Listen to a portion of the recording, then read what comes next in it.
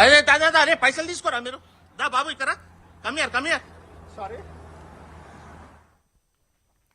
అమెరికాలోని డల్లాస్లో తెలుగు రెస్టారెంట్లు షాపులను టార్గెట్ చేసి తూనికలు సరిగా లేవంటూ బెదిరిస్తూ $1,00,000 ఇవ్వాలని బ్లాక్మెయిల్ చేశారనే ఆరోపణలున్నాయి. ఇలా బ్లాక్మెయిల్ చేస్తూ రెడ్ హ్యాండెడ్ గా పట్టుబడినట్లు కొన్ని వీడియోలు వైరల్ అయ్యాయి.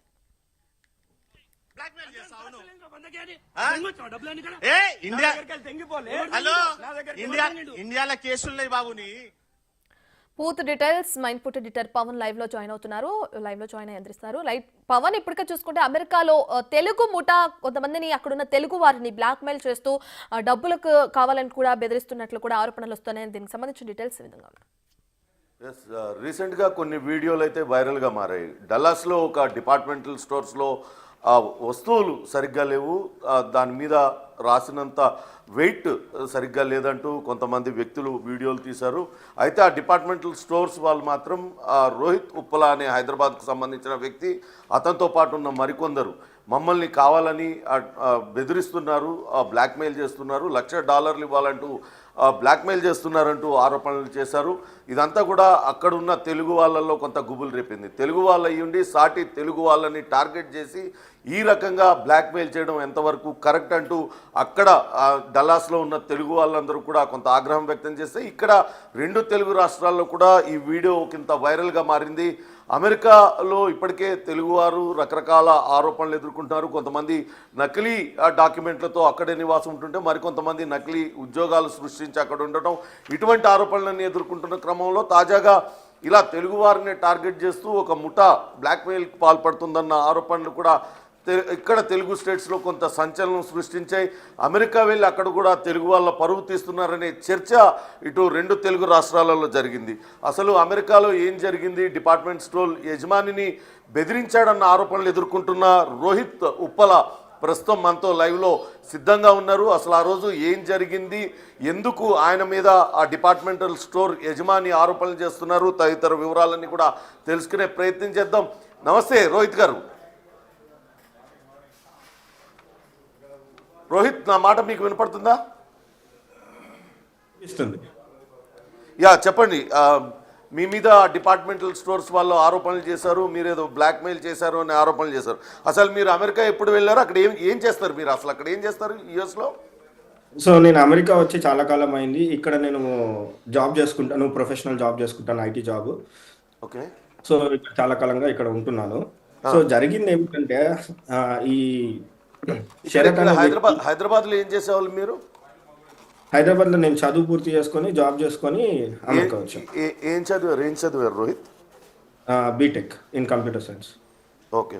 అంటే మీరు ఇప్పుడు మొన్న జరిగిందంతా చూసాం, వీడియోలు మీ వెంటబడి మరి వీడియోలు తీస్తున్నారు. మీ వెంటున్న మరో 2 కూడా వాళ్ళు పట్టుకొని అక్కడ కూర్చోబెట్టి ఏంటి అని మిమ్మల్ని ఇది చేస్తున్నారు. ఇదంతా కూడా నిజంగానే కొంత తెలుగు వాళ్ళ పరువు పోయిన పరిస్థితి అయితే అక్కడ కనపడుతుంది. అసలు ఏం జరిగింది అక్కడ? ఆరోపణలు మీ మీద ఎందుకు చేస్తున్నారు వాళ్ళు? యా, మీరు చూసారు వీడియో. యాక్చువల్గా మా వెంటబడి మమ్మల్ని పట్టుకొని గుంజి షర్టులు పట్టుకొని లాగి వీడియోలు తీయడము, కొంచెం కూడా అంటే ఒక రెస్పెక్ట్ఫుల్గా బిహేవ్ చేయడం కానీ, అంటే ఏం చేయకుండా అంటే ఒకరిని కించపరచడము, ఒకరికి మనోభావాలు. అంటే ఇప్పుడు ఒక మనిషిని మనము మాట్లాడుతున్నాము, ఇప్పుడు అంత ఎడ్యుకేటెడ్గా ఉండి, ఇప్పుడు అందరూ పెద్ద మనుషులు ఎడ్యుకేటెడ్గా ఉండి $1 million సంపాదించుకుంటూ దానికి రెస్పెక్ట్ ఉండాలి కదా వాళ్ళకు కూడా. ఆ రెస్పెక్ట్ లేకుండా చాలా అంటే కింది స్థాయి వరకు వెళ్ళిపోయి అలా పిచ్చిగా మాట్లాడుతూ చేసారు. అయితే దీనికి ఏం జరిగింది అంటే, ఎస్ సార్ చెప్పండి, అసలు మీరు ఎందుకు వెళ్ళారు? ఆ డిపార్ట్మెంట్ స్టోర్కి ఎందుకు వెళ్ళారు?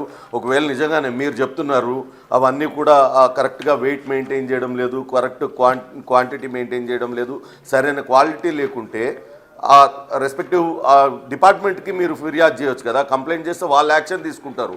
మీరే వెళ్ళి మీరంతా వీడియోలు తీసి అదంతా ఎందుకు చేయాల్సి వచ్చింది? అసలు ఆ డిపార్ట్మెంట్ స్టోర్ ఎవరిది? డీటెయిల్గా చెప్పండి ఏం జరిగింది అనేది. డిపార్ట్మెంట్ స్టోర్ వచ్చేసి శరత్ ప్రొద్దుటూరి అనే అతను అనమాట. సో అతను ఏమైందంటే, మా ఫ్రెండ్స్ ఇక్కడ ఉన్నారు Dilip and Venkat. So actually Dilip ఆ స్టోర్కి వెళ్ళడం జరిగింది. వెళ్ళి చికెన్ కొనుక్కొని ఇంటికి వచ్చారు. సో వాళ్ళు రీసెంట్గా డైట్ ఫాలో అవుతున్నారు. సో డైట్కి మీకు ఐడియా ఉంటుంది కదా, ఇన్ని గ్రామ్స్ వాడాలి, ఇట్లా చేయాలి అని ఉంటుంది కదా. సో దాని ప్రకారం వాళ్ళు వెయిట్ స్కేల్తో మెజర్ చేసుకుంటున్నారు అన్ని. సరే చికెన్ తెచ్చాం కదా అని చెప్పి ఆస్టీస్ ఆ ట్రే వెయిట్ స్కేల్ మీద పెడితే అందులో లేబుల్లో ఉన్నదానికి అక్కడ వెయిట్ స్కేల్ మీద ఉన్నదానికి చాలా తక్కువ వచ్చింది. అయితే వేరేవి కూడా వెయిట్ చేసి చూసారు, ఇంట్లో ఉన్నాయి, అవి కరెక్టే ఉన్నాయి, ఇది మాత్రం తక్కువ వస్తుంది. సరే ఓకే అని చెప్పి మళ్ళీ స్టోర్కి వెళ్ళారు. స్టోర్కి వెళ్ళి అక్కడ ఉన్న వేరే మీట్ ప్యాకెట్స్, చికెను, మటను అవన్నీ తీసుకొని వెయిట్ చేశారు. వెయిట్ చేస్తే అవన్నీ కూడా అంతే తక్కువ వస్తున్నాయి. ఒక 0.5 to 0.6, అదే 0.5 కాదు 0.6 to 0.7 LB తక్కువ వస్తున్నాయి. సో ఇది తక్కువ వస్తుంటే వీళ్ళు స్టోర్ మేనేజర్తో, ఇక్కడ నుంచి నువ్వు చెప్పు దిలీప్, యాక్చువల్లీ ఇది ఇతనికి జరిగింది, సో దీని తర్వాత నేను కంటిన్యూ చేస్తాను. దిలీప్ నువ్వు చెప్పు, బాగుంటుంది. అక్కడ స్టోర్కి వెళ్ళి మేము వెయిట్ చెక్ చేసినాం. అంటే మేము ఏమనుకున్నాము, ఆ వెయిట్ మేము చెక్ చేసినప్పుడు వాళ్ళు చేతులు వేసి లేబుల్ వేసినా కానీ అన్ఇంటెన్షన్ కూడా వెయిట్ జరిగి ఉండొచ్చు అని చెప్పేసి మేము అనుకున్నాము. వెళ్ళి అడుగుదామని. సరే వెళ్ళి తీసుకొని అడిగాము. అడిగితే అక్కడ ర్యాండమ్ పీసెస్, ర్యాండమ్ శాంపిల్స్ మేము ఏం కొనలేదు, జస్ట్ అక్కడ తీసి వెయి చేసి చూస్తుంటే ఆల్మోస్ట్ అన్నింటిలో 0.5 to 0.7 LB డిఫరెన్స్ ఉంది. లోపల వర్క్ చేసి అతను లోపలికి వెళ్ళి వచ్చేసి చూసి అన్ని కరెక్టే ఉంటాయి, మీరేం వరి అవ్వాల్సిన అక్కర్లేదు అని అంటే నేను చూపించాను తనకి, ఇక్కడికి ఇది డిఫరెన్సెస్ ఉన్నాయి ఇది అని చెప్పి చూపించాను. చూపిస్తే ఇది మీట్ ఒకటే కాదు వేరే కూడా అంటే వాళ్ళ స్టోర్లో ఈ స్వాద్, లక్ష్మి అని చెప్పేసి కొన్ని pre packed other brand products కూడా అమ్ముతారు. సో అట్లా ప్రోడక్ట్ తీసేసుకొని స్వాద్ ఒక పప్పు something, I don't remember correctly, but ఒక ప్యాకెట్ ప్రీ ప్యాక్ అది తీసుకొని పెట్టేసి వెయిట్ చేస్తుంటే దాని మీద 4 LB అని లేబుల్ వేసింది, అది 4.1 LB వచ్చింది. బికాస్ ప్యాకేజ్ వెయిటింగ్ ఇవి కూడా ఇంక్లూడ్ అయి ఉంటాయి కదా. అంటే వీళ్ళు లేబుల్ వేసి ప్యాకింగ్ చేసింది తప్ప రెస్ట్ ఎవ్రీథింగ్ అన్ని ప్యాకింగ్ లేబుల్స్ వెయిట్ ఎలా ఉందో. మీరు చెప్తున్నదంతా కరెక్టే, అది అండర్ వెయిట్ వచ్చింది, మీరు చెప్పింది నిజమే అనుకుందాం. నేనేమంటున్నా అంటే మీరు ఎందుకు ఆ డిపార్ట్మెంట్ వాళ్ళకి వెళ్ళి కంప్లైంట్ చేయాలి, ఇట్లా నాకు అండర్ వెయిట్ వచ్చింది, లేకుంటే వీళ్ళు సరైన క్వాంటిటీ అమ్మడం లేదని వాళ్ళకి చెప్పాలి. మీరే వాళ్ళని ఎందుకు బ్లాక్మెయిల్ చేశారు, వాళ్ళని మళ్ళీ అక్కడికి రమ్మని చెప్పి పర్టికులర్గా మీరు అక్కడికి వెళ్ళి మీరు వెళ్తేనే కదా, డబ్బుల కోసం వెళ్తేనే కదా వాళ్ళు పట్టుకున్నామని చెప్తున్నది. అంటే మేము అక్కడ ఆ రోజు వెయిట్ చెక్ చేసి అదంతా జరుగుతున్నప్పుడు మేము ఇంటికి వెళ్ళే టైంకి దానికి ముందు కూడా ఆ స్టోర్లో మేము కాప్స్కి కాల్ చేసాము. కాప్స్ వచ్చారు, మాకు జరిగిందంతా ఎక్స్ప్లెయిన్ చేసాము. ఆ స్టోర్ మేనేజర్ కూడా అక్నాలెడ్జ్మెంట్ ఇచ్చాడు, కరెక్టే వీళ్ళు చెప్పిందంతా రైటే అని చెప్పేసి. స్టోర్ మేనేజర్ ఆ కాప్ అంటే పోలీస్కి కూడా అక్నాలెడ్జ్మెంట్ ఇచ్చాడు, ఇక్కడ ఇది జరిగింది, వీళ్ళు వచ్చారు, వాళ్ళు మాకు జరిగిన అన్యాయంని మాట్లాడుతుంటే ఆ స్టోర్ మేనేజర్ మాపై ఉల్టా వాయిస్ రేజ్ చేసి మాట్లాడుతుంటే మాకు అది కరెక్ట్ అనిపించక మేము కాప్స్కి కాల్ చేస్తే వాళ్ళు వచ్చారు, వీళ్ళు యాక్సెప్ట్ చేశారు. అది మేము ఆ రోజు కాప్స్కి చెప్పాము. అది సో అయితే ఏం అవసరం, మిమ్మల్ని టార్గెట్ చేయాల్సిన అవసరం ఏమున్నది?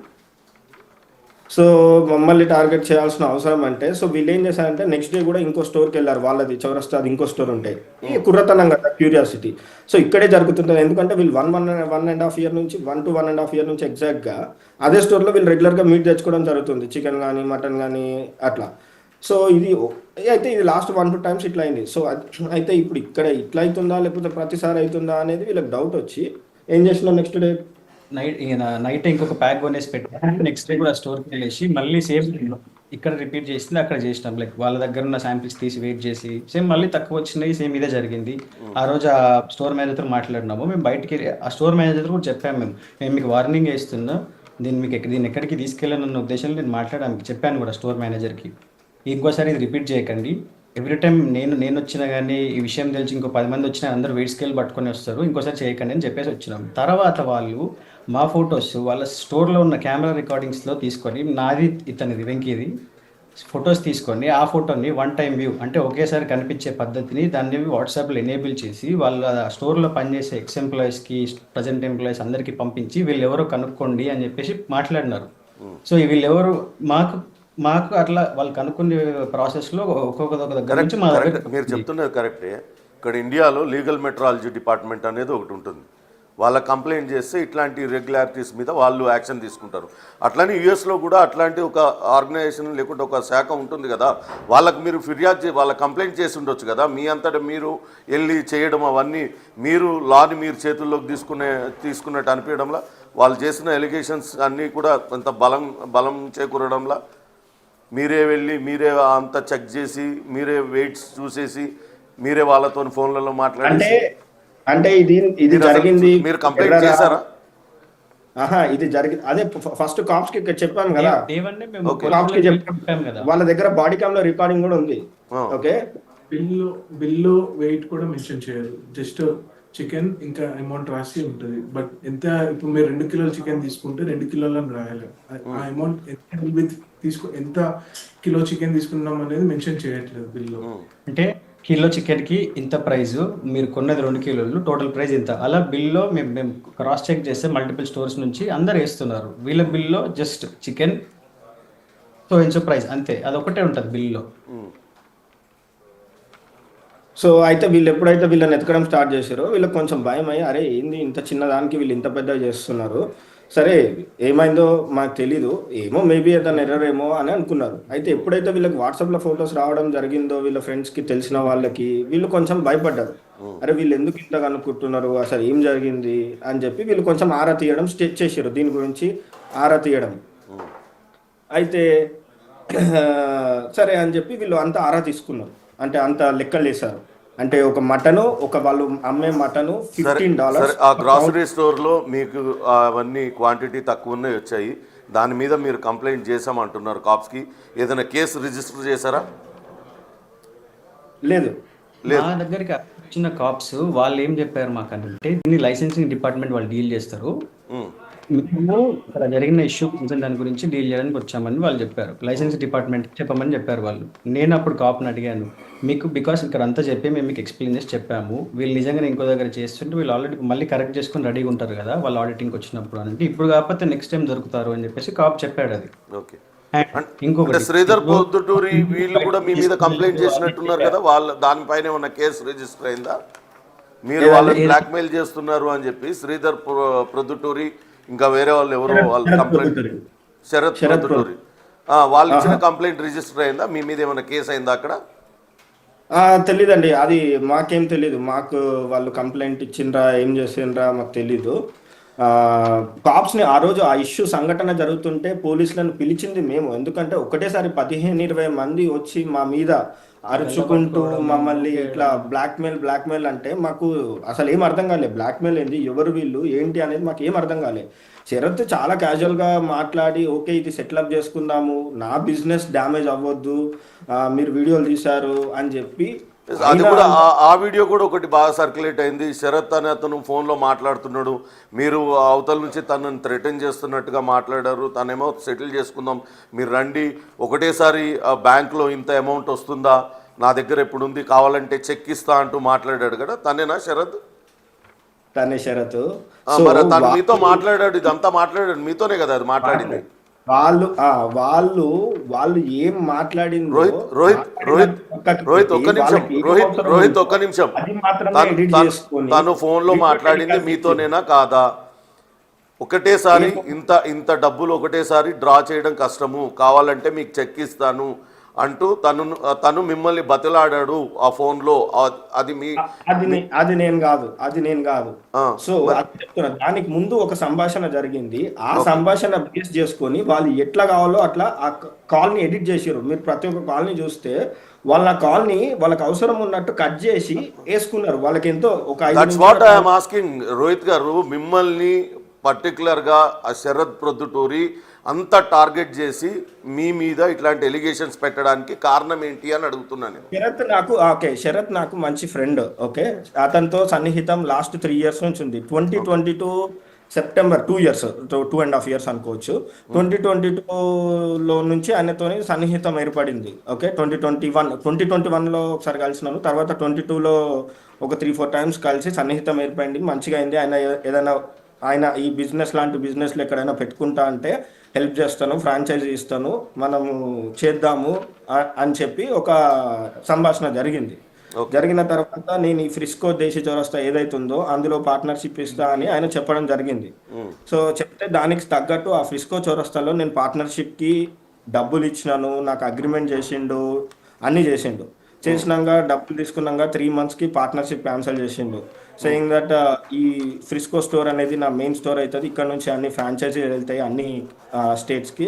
సో ఫ్రాంచైజీ నుంచి వచ్చే ఇన్కమ్ ఈ స్టోర్కే వస్తుంది, కాబట్టి ఈ స్టోర్కి వచ్చే ఇన్కమ్ నువ్వు పార్ట్నర్ ఉంటే నేను నీకు ఇన్కమ్ ఇవ్వాల్సి వస్తుంది, కాబట్టి నేను నీ పార్ట్నర్షిప్ క్యాన్సిల్ చేస్తున్నా అని చెప్పి డబ్బులు తీసుకున్నాక 3 నెలలకి చెప్పిండు. నేను నవంబర్లో డబ్బులు ఇచ్చినాను, ఆయన ఫిబ్రవరిలో ఈ మాట చెప్పడం జరిగింది. దానికోసం ఇదంతా చేపించారా? మీకు పార్ట్నర్షిప్ ఇస్తా అని ఇవ్వనందుకే ఇదంతా చేయించి కావాలనే బ్లాక్మెయిల్ చేశారా? లేదు, వీళ్ళు ర్యాండమ్గా వెళ్ళారు. వీళ్ళు స్టోర్కి వెళ్ళిన విషయం నాకు తెలీదు, ఇదంతా జరుగుతున్న విషయం నాకు తెలీదు.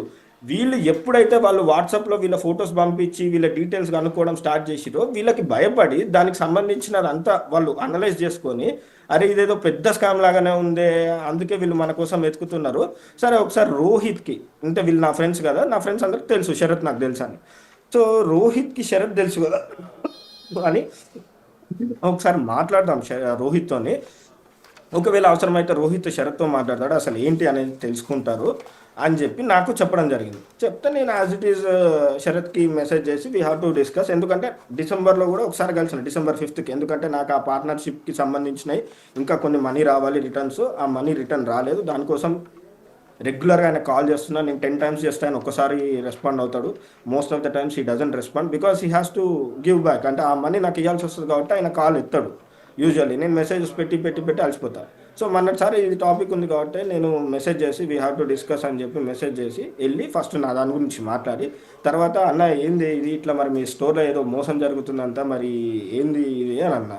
అని అంటే రోహిత్ ఇంకోటి, ఆ వీడియోలో వాళ్ళు మాట్లాడేటప్పుడు హైదరాబాద్ చిక్కడపల్లి పోలీస్ స్టేషన్లో కూడా మీ పైన కేసులు ఉన్నాయంటూ కొన్ని చెప్పారు. నిజంగానే ఉన్నాయా మీ పైన కేసులు? హైదరాబాద్ చిక్కడపల్లి పోలీస్ స్టేషన్ లో కానీ వికారాబాద్ లో ఒక పోలీస్ స్టేషన్ లో కూడా ఏదో కేసు ఉన్నట్టుంది. ఒకటి చిన్న కేసు ఉంది, అది ఫ్యామిలీకి సంబంధించింది. ఓకే, అది నా పర్సనల్ లైఫ్. ఓకే, అండ్ అది నేను యుఎస్లో ఉన్నప్పుడు అది ఇండియాలో జరిగింది. ఆ కేసుకి లీగల్గా ఆ కేసుకి నాకు సంబంధం లేదు. యుఎస్లో ఉన్న వాళ్ళు, ఇప్పుడు నేను ఇక్కడ ఉన్నా అండి, ఇప్పుడు నేను ఇక్కడ ఉండి, ఇప్పుడు ఎగ్జాంపుల్ దిలీప్ ఉన్నాడు పక్కన, దిలీప్ని ఇక్కడ కొడతా, ఇప్పుడు దిలీప్ ఇండియాలో కేసు పెడితే నడుస్తుందా? మీరు చెప్పండి, దిలీప్ ఇండియాలో కేసు పెడితే నడుస్తుందా? సో అలాంటి కేసు అది. సో అది లీగల్ గా క్రిమినల్ చార్జెస్ తోని కేసు అయింది. ఇక్కడ మల్టిపుల్ ఎఫ్ఐఆర్స్ మీ పైన ఉన్నాయని వాళ్ళు మాట్లాడుతున్నారు కదా ఆ వీడియోలో. లేదండి, లేదు, అదంతా బూటకము, అదంతా అబద్ధం. తెలిసిందే కదండి, అడ్వాంటేజ్ తీసుకోవాలన్నప్పుడు ఎన్ని రకాల మాట్లాడతారు. ఇప్పుడు మీరు ఒక మాట వినండి, ఇప్పుడు మమ్మల్ని మా ఆవేదన వినండి, మా సైడ్ మేము పడ్డ పెయిన్ వినండి, మా పేరెంట్స్, మా ఫ్యామిలీ, మా రెప్యుటేషన్, ఇన్ని సంవత్సరాల నుంచి మేము కష్టపడుకుంటూ సంపాదించుకొని ఒక లైఫ్ స్టెబిలిటీ తీసుకొని వచ్చేసి వీడి వరకు వచ్చినాక ఇప్పుడు బ్లాక్మెయిల్ అని అంటున్నారు. అసలు ఆ పదం వింటుంటేనే మాకు చాలా బాధాకరంగా ఉంది.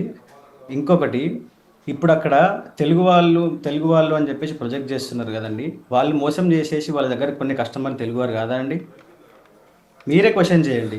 అదే తెలుగు వాళ్ళు అయ్యుండి అక్కడ సాటి తెలుగు వాడికి తోడుగా ఉండాల్సింది మీరే వాళ్ళు మోసం చేశారు. ఒకవేళ నిజంగానే మోసం చేసినట్టయితే వాళ్ళది తప్పే, ఒకవేళ మీరు బ్లాక్మెయిల్ చేస్తున్నా మీది తప్పే. ఎంటైర్ తెలుగు కమ్యూనిటీ మొత్తానికి కూడా ఒక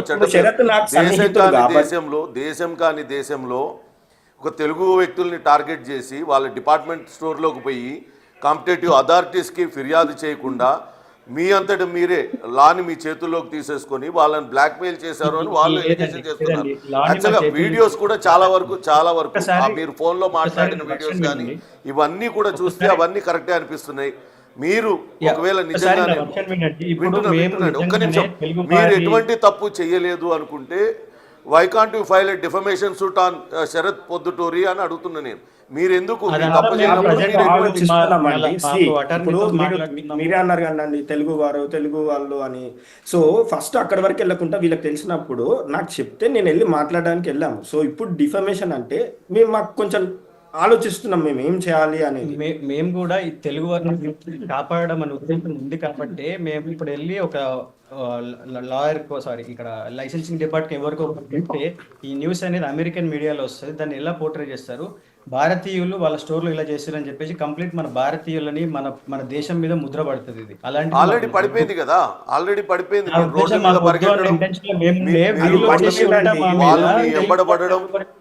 చేస్తున్నారు అదే అండి. ఇప్పుడు ఆల్రెడీ పరువు రోడ్డును పడింది, మీరందరూ రోడ్ల మీద వాళ్ళు మిమ్మల్ని కూర్చోబెట్టుకొని మిమ్మల్ని అందరినీ ఇది చేస్తున్నారు. నేననేది ఏంటంటే మీరు వాళ్ళతో నెగోషియేట్ చేయకుండా నేరుగా వెళ్ళి ఆ లైసెన్సింగ్ డిపార్ట్మెంట్కి వెళ్ళి కంప్లైంట్ చేస్తుంటే వాళ్ళు శరత్ పొద్దుటూరి పైన చర్యలు తీసుకునే వాళ్ళు కదా. Yes, exactly. నాకు ఆ కౌంటర్ క్వశ్చన్ ఉంది. ఇప్పుడు మీరు ఆ వీడియో చూస్తే రఘువీర్ అనేటాడు మీరు స్టోర్లోకి వెళ్ళి తనిఖీలు చేస్తారు, నువ్వు డిపార్ట్మెంట్ అది ఇది అని అడిగిండు. మరి ఆయన ఏ ఉద్దేశంతో వచ్చి ఆ వీడియో తీసి, ఆయన జర్నలిస్టా లేకపోతే ఆ స్టోర్ పార్ట్నరా, ఆయన గవర్నమెంట్ ఎంప్లాయా, ఆయన ఏ విధంగా చట్టాన్ని చేతిలో తీసుకొని మా మీద బ్లాక్మెయిల్ అనే ముద్ర వేసి మమ్మల్ని ద్రోహులుగా చిత్రీకరించి మమ్మల్ని ఆందోళనకి గురయ్యేలాగా, మమ్మల్ని బాధించి ద్వేషించేలాగా ఎందుకు చేశాడు? సో ఇక్కడ చూసుకుంటే ఇద్దరిది ఉంది.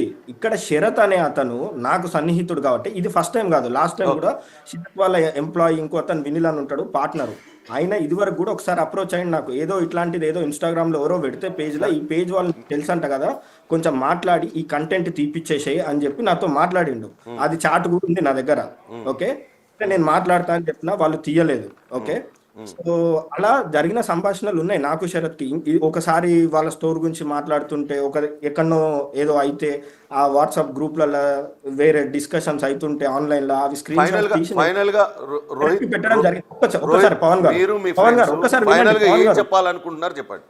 ఒక్కసారి వినండి పవన్ గారు. సో అయితే ఇలా ప్రీవియస్ గా ఏమన్నా ఇన్సిడెంట్స్ ఉంటే నేను ప్రతిసారి శరత్తో షేర్ చేయడం జరిగింది. నా దగ్గర ఇప్పుడు అవన్నీ వాట్సాప్ చాట్లలో ఉన్నాయి, శరత్తో షేర్ చేసినాయి. ఓకే, సరే, ఇది కూడా ఒక ఇష్యూ ఉంది, ఇది బయటకు వస్తే చాలా పెద్ద ఇష్యూ అవుతుంది, శరత్ కి డ్యామేజ్ అవుతుంది అని ఒక వెల్ విషర్ గా నేను శరత్ దగ్గర తీసుకెళ్తే శరత్, రోహిత్ ఇది ఎట్లైనా చేసి కంట్రోల్ చేయి, మనం వాళ్ళకి కాంపన్సేట్ చేద్దాం. ఓకే, వాళ్ళు ఎన్ని కొన్నారో, ఎన్ని బిల్లులు ఉన్నాయో చెప్పు, వాళ్ళ దగ్గర ఉన్న బిల్స్ అన్ని మనము డబల్ చేసి ఇచ్చేద్దాము, డబల్ కాకపోతే ట్రిపుల్ చేసి ఇద్దాము అన్నది. అన్న ఏముంటాయి అన్న, ఎవరి దగ్గర బిల్లులు ఉంటాయి, 1 ఇయర్వి 1.5 ఇయర్వి అట్లా బిల్లులు ఉండవు అని అన్నా. అంటే సరే రోహిత్, ఏదో ఒక మ్యాజిక్ నెంబర్తో మనం చేసేద్దాం, ఇది నువ్వు వాళ్ళతో మాట్లాడి సెటిల్ చెయ్యి అని శరత్ తీసుకొచ్చిన ఆఫర్ ఇది. ఓకే, సో అది నేను చేసింది కాదు, మేము బ్లాక్ మెయిల్ చేసింది కాదు, ఏం కాదు, కాంపన్సేషన్ కి శరత్ వచ్చి ముందుకొచ్చి శరత్ మాట్లాడింది. ఎందుకంటే ఇక్కడ ఒక మాట మాట్లాడింది శరత్, అరే ఈ వీడియోలు పెట్టుకొని నన్ను డిఫెండ్ చేస్తే. ఒకటే ఫైనల్ గా మీరు ఏం చెప్పదలుచుకున్నారు? మీరు అక్కడ ఎటువంటి తప్పు చేయలేదు, వాళ్ళు కావాలని మిమ్మల్ని ఫ్రేమ్ చేశారనేది మీరు చెప్తున్నారు? 100% నన్ను కావాలని ఫ్రేమ్ చేసి, ఎందుకంటే ఈ స్కామ్ బయటికి వస్తే ఇది చాలా పెద్ద స్కామ్. ఓకే, ఇది $1 మిలియన్ స్కామ్ పర్ యానం. నేను చెప్తానండి. Okay Rohit please.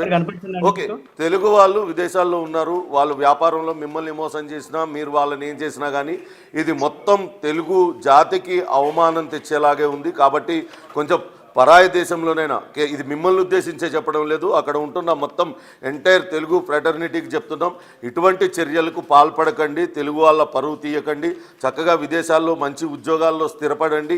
ఇక్కడున్న మీ తల్లిదండ్రులకి, మాలాంటి వెల్ విషర్స్కి, స్నేహితులకి, అందరికీ కూడా మీరు ఒక ఇన్స్పిరేషన్గా ఉండాలని కోరుకుంటున్నాం. దయచేసి ఇటువంటి వివాదాల్లోకి పోవద్దు. ఇది జరిగింది. రోహిత్ ఉప్పల తన స్నేహితులు ఎటువంటి తప్పు చేయలేదు. గతంలో కూడా అనేక సార్లు అదే డిపార్ట్మెంటల్ స్టోర్లో కొన్నప్పుడు అక్కడ క్వాంటిటీ తక్కువ వచ్చింది, అది ప్రశ్నించినందుకే తమ పైన కక్షగట్టి ఈ రకమైన ఆరోపణలు చేస్తున్నారంటూ చెప్తున్న పరిస్థితి అయితే ఉంది. రత్న.